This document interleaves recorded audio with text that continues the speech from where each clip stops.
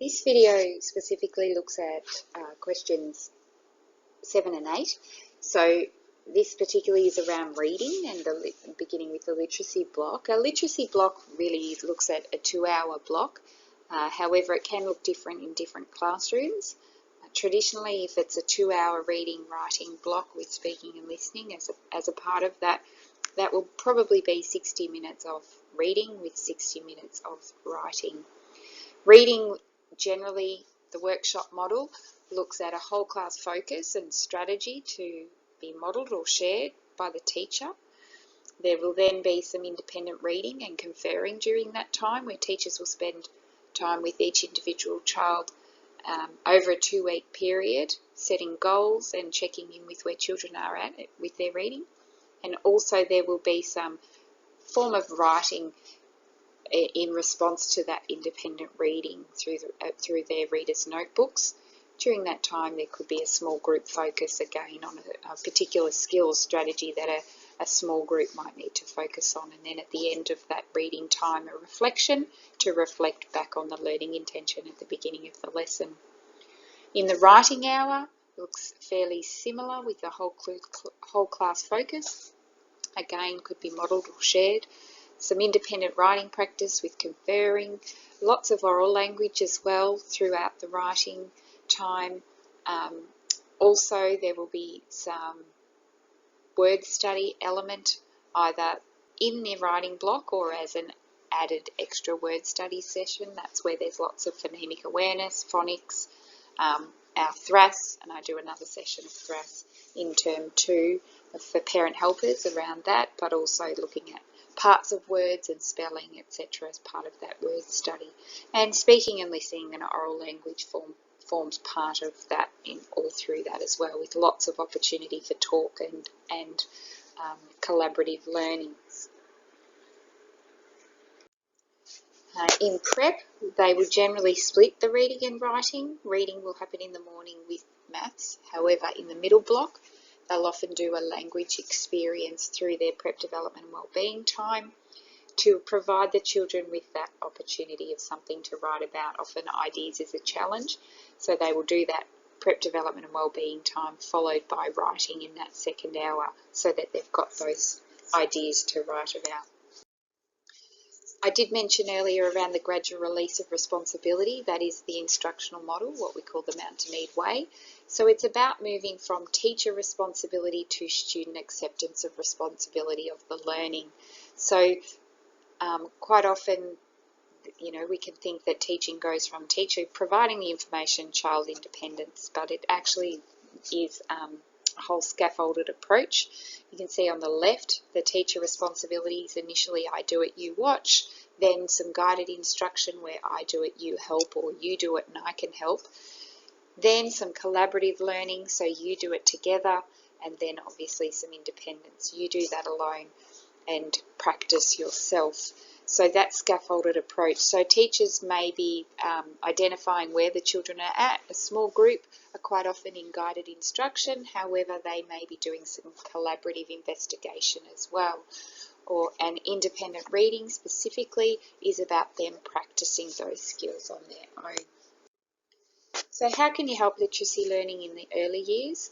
Support and encourage students by praising their efforts. We always like to talk about what they can do really well, and that effort, praising the effort rather than the achievement is really important. Demonstrate and model appropriately. If you're not quite sure how to do certain skills, it's really important to talk to the teacher and identify how to model appropriately. Ask for help when you're not sure. Encourage children to work quietly and remain on task. And where possible for yourself, we encourage you to read, and write, so that you understand how the children are learning those skills. We do know from research that children that read regularly, that is over 60 minutes a day, are in a higher percentile rank of achievement overall. So that's why not only do we encourage home reading, but why we ensure that we do have independent reading as part of daily practice at school as well, just to build that achievement across their time at school. There really is a correlation between the amount of reading done at school and home, and achievement data. So whilst we really think it's really important that you encourage reading, it's not enough to be simply playing literacy or word games, but actual reading is really important. So I hope you went well. I know that there's probably some tricky ones there on that sheet. So I think if you can work out the title of the story, which is obviously The Three Bears, that will help with one of those answers. Next one was around the chair, and the second one, I know that some people pop lots of different things in there, but snores or soon was, I know, is some that people try to use as the answer for that one, or the final one around, and the other one around sunburned. So whilst it wasn't the traditional spelling that we're used to, we can kind of use some different strategies to help us solve those words. So some of the strategies I'm sure you would have used is your background knowledge, and we call that schema. So we activate our schema and we think about our background knowledge, where we've seen some of these words before. Maybe we know the storyline of the Three Bears, therefore we use that context to help us work out what happens next in the text. I'm sure you may have used the picture down the bottom, which is really important for children to be able to use the picture. So we do encourage them to use that as a strategy to solve words rather than hide it from them, because while they're still learning, that's really important. You may have used some sounding out, worked out that maybe it didn't always work when you tried to sound it out, because, for example, if you look at that word of bears, you might have been trying to do a b and a h sound, which wouldn't help you. You might have just decided that you're going to use that digraph or those two letters to say that one sound of b, which is not a traditional way of saying that sound. So using some sounding out strategies.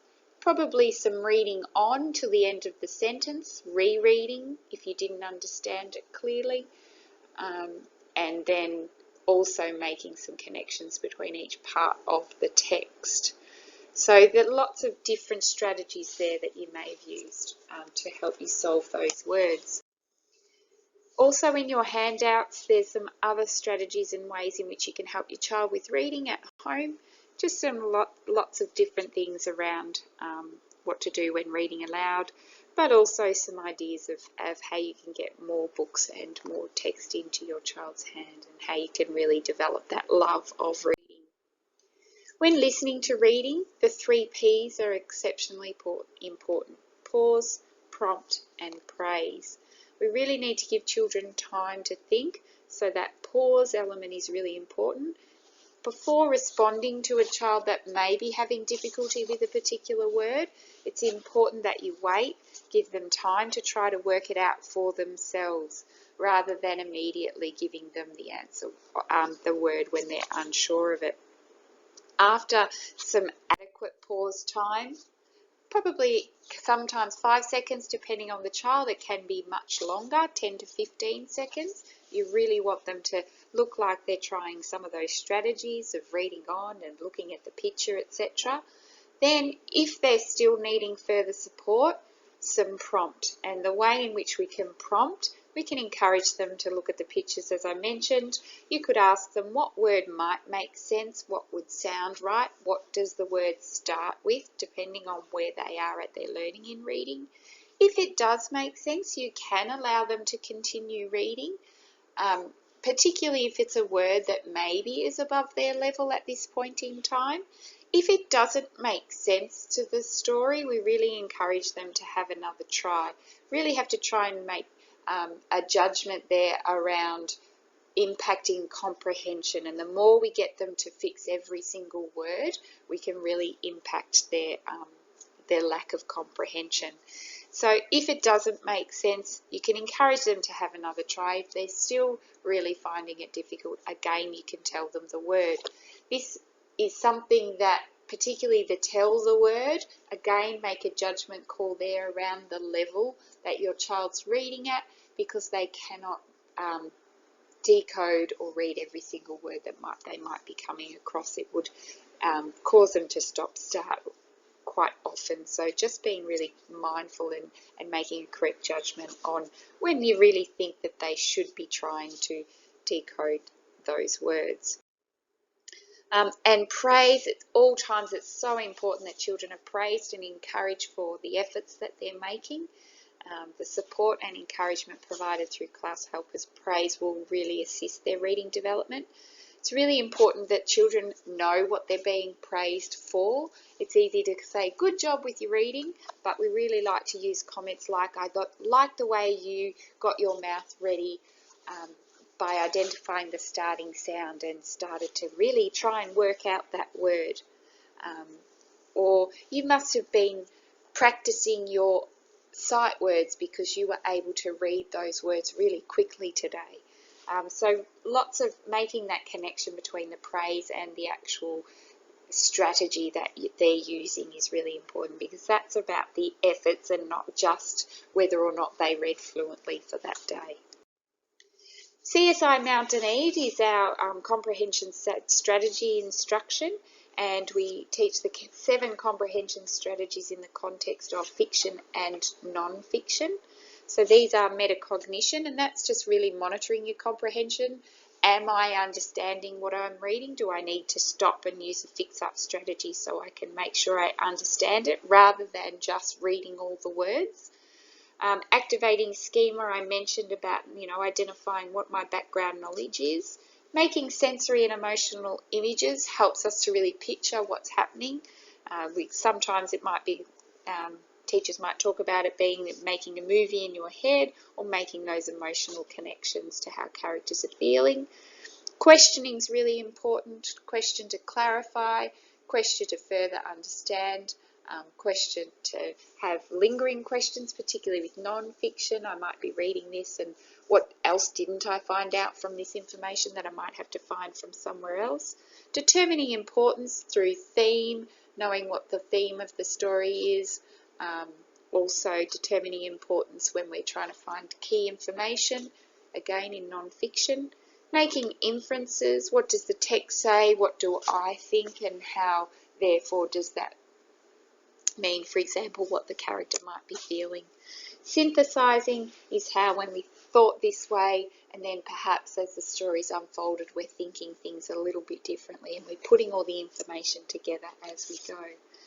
So as I said, they're the strategies that particularly are taught all through the school, but particularly really important as part of comprehension development in our Year 3 to 6 area. Some examples that you might be involved in the classroom is some book introductions, introducing the book for the first time to the children, reading aloud to a group of children or listening to reading, helping them respond to text in their writing on post-it notes you might see a lot of in reading. You may be helping with some word and letter games, some quick recognition, sight words, iPad games, maybe some iPad tech support might be required as well. If you are reading aloud to children, it's really important before reading to practice reading the book, just making sure you're familiar with the storyline in case some questions and things might come up and you can answer them adequately, as well as some of the vocab and knowing, as I mentioned before, modelling appropriately, really knowing how to read those words. When reading, really important that children see you enjoying the story, that you try and maintain the flow of the story. So if children want to tell you about their cat that's also like the cat in the story, it's important to try and sort of say that perhaps we could wait till the end to have that conversation because the comprehension can be lost. An expressive voice is always great. Again, avoid the interrupting of the story so you can maintain the flow. Sometimes you may need to read a little slower than you usually would because children like to hear all of the story, and a nice slow voice helps them understand it. After reading, it's important to talk about the story. You can ask them to share and compare their experiences. That's the opportunity to talk about the cat. What's similar, what's different. Describe some characters and events that they especially liked or disliked, and giving reasons why is really important for comprehension. This is also a strategy and what you could do with reading at night with your child at home. It's really great to have those after reading conversations rather than just stopping with the story. Again, there's some more parent notes about reading together that you could read through if you would like further support.